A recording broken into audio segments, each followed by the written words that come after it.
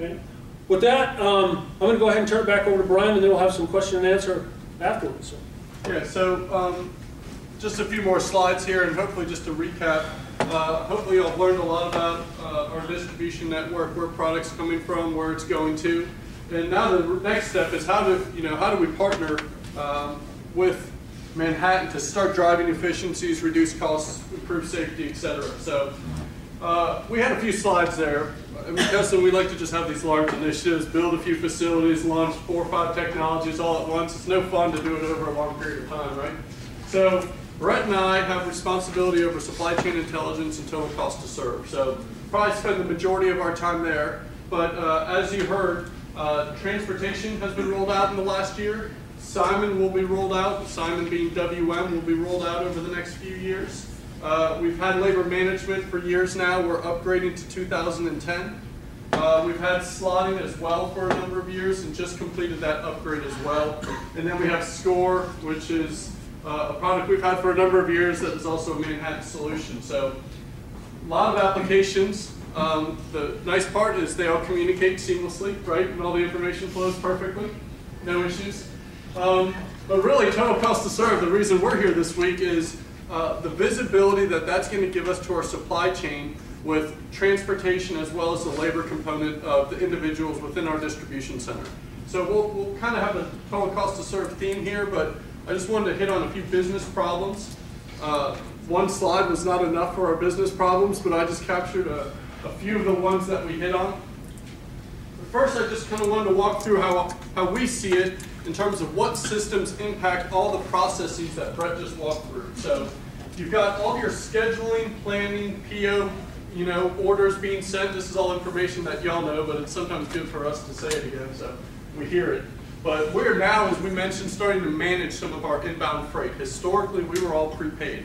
So now we're moving a lot of vendors to collect, and we're starting to manage that. By managing that, we need to have better insight and visibility to it. So SCI, being that we're the SCI people, it's implied that SCI is in every single one of these because we're reporting out of every system. Then you go to receiving, and you have obviously your warehouse management, your slotting, your labor management.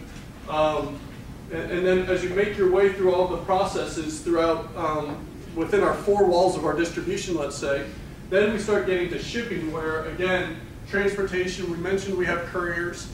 Each DC has from a few to many cross docks. Atlanta, I think, is around 8. They're going to Charlotte and to Chattanooga, down to Macon, going east, going to Raleigh. So they kind of have that area. They're going to take that to a cross dock.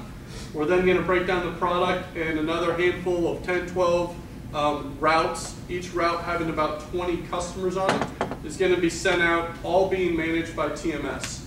So the process of building those loads, all the invoicing process that goes on, all that reporting will be SCI coming from our TMS solution. So we've always managed transportation outbound. TMS is going to give us some visibility, some better visibility to some decisions that we have to make. Let's say we get a new customer change and we're talking route optimization. Do we build a new route? Do we add them onto an existing route? Do we have to create another cross dock? All those business decisions that come up, we now have better data to make more informed decisions using transportation. So here's just a couple that I threw out there. Again, we have plenty of them we could discuss. The first one we talked about was we have a number of different internal supply chains, right? We can go vendor to the RDC to the FDC to a customer. We can go from the vendor to an FDC to a customer. We can go from the vendor to the SRC to the FDC to the customer. All those decisions we have to make have operational costs to them. They have transportation costs to them. They have inventory costs. How much more inventory do we want to put into our supply chain? All those decisions are in play. If you make one decision in isolation, you might not be making the right decision. Spending a little more on transportation might make all the sense in the world if you have operational reduction or working capital. You get to carry less inventory, something like that. So when we get a new vendor or we start negotiating with a new vendor and they're not going through the RDC, all this information that we've talked about using total cost to serve, to sit there and say, how much does this vendor cost us to move through our supply chain? All that information is what we're now going to use to start making more informed decisions. Right now, we are an Excel-driven company. Everyone has a different version of Excel on how to do total cost to serve. The way this person does it might be right, but it may be different than the way this person does it. They might both be right. We got to merge them together and get a better solution.